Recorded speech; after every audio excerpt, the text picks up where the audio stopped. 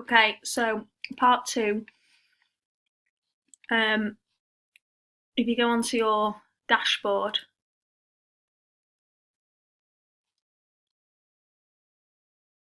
make sure everything's turned off now.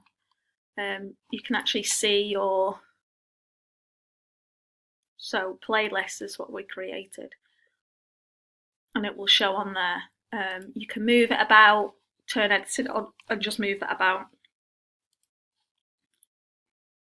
Okay. Instagram.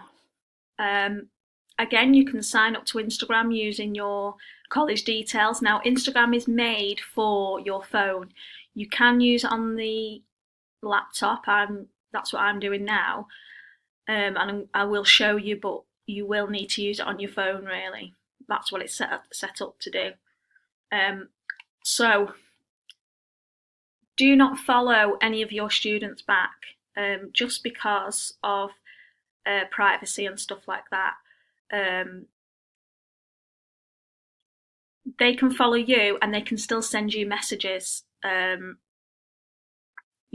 a professional, you're trusted that you can converse emails and private messages through Instagram.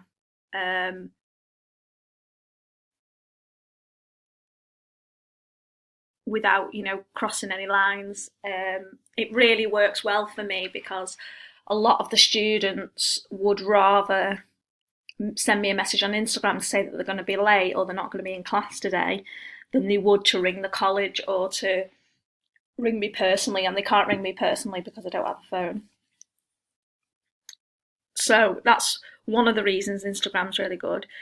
The other thing is they do use it quite a lot, so I thought it'd be quite good if they're just scrolling through their followers and then they might see some posts from me. Now, it embeds blended learning a little bit, but I just think it encourages them more to improve their English skills. Okay, so again, I've got my Bitmoji on there so that they know it's me. Got a little description on there.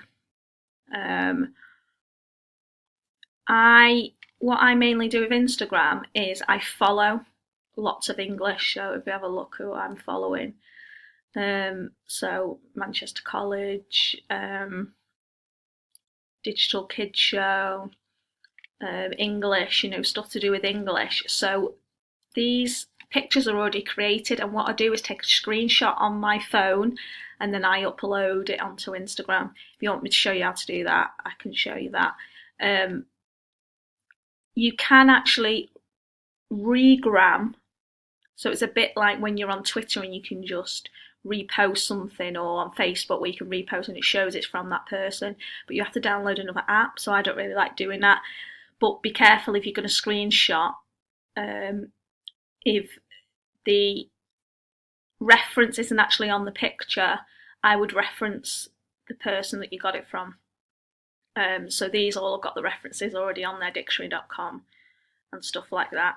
The other thing I also do, so it's not only that I just regram pictures that other people have done, I also will write things. So again, I can communicate. All I do, if I show you this one, is write a note on my phone and then I screenshot that, and it's now in a picture, so they're more likely to read the picture, and then I might add some extra information there.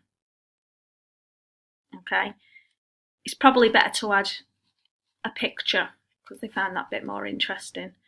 If I can find one I've done where I've got a picture.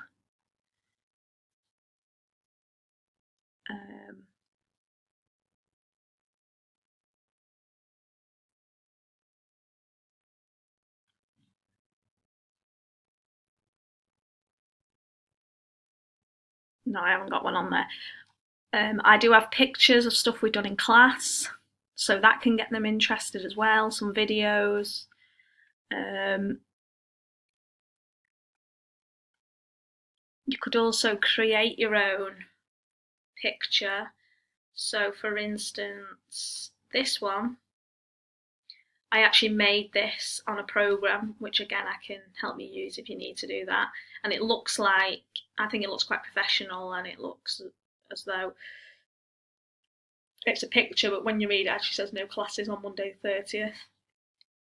And they are more likely to look at that, honestly. I've also created my own there. And then I might retweet things like this, which is actually a meme, but it's just that it interests the young people. So that's how I use it, and that's it really. So the way I use it, might be that I, just before I go to bed, I might just scroll through my followers or the people I'm following, and then just screenshot and post it.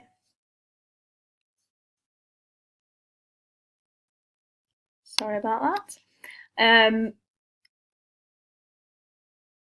So yeah, and then I can kind of keep up with it. I'll be honest that I haven't kept up with it as much. And it does take a bit of an encouragement to get your students to follow, maybe putting posters up and stuff like that. But I like it. I think it works. I don't really use Twitter anymore. I do promote it, but I've never been followed on Twitter, but I do get followed on Instagram, and I get messages sent to Instagram. Okay, so the other thing you can do as well to promote it is have it on your Moodle page. You can ask the Learning Technology team to do that for you if you're not sure of HTML coding. So I've just put the symbols on the top of my page, and they can click and it will go straight to our YouTube channel or into my Instagram page.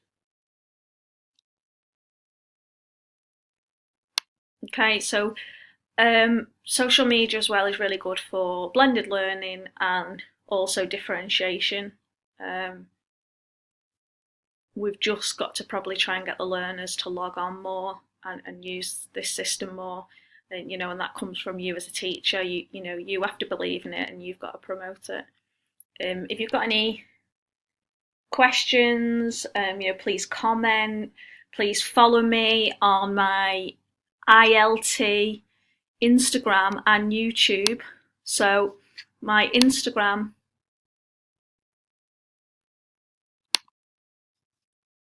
name is ILT TMC Beth. So I will show you this. Okay, so this is my ILT page. I've all just set it up, but you can follow me on that.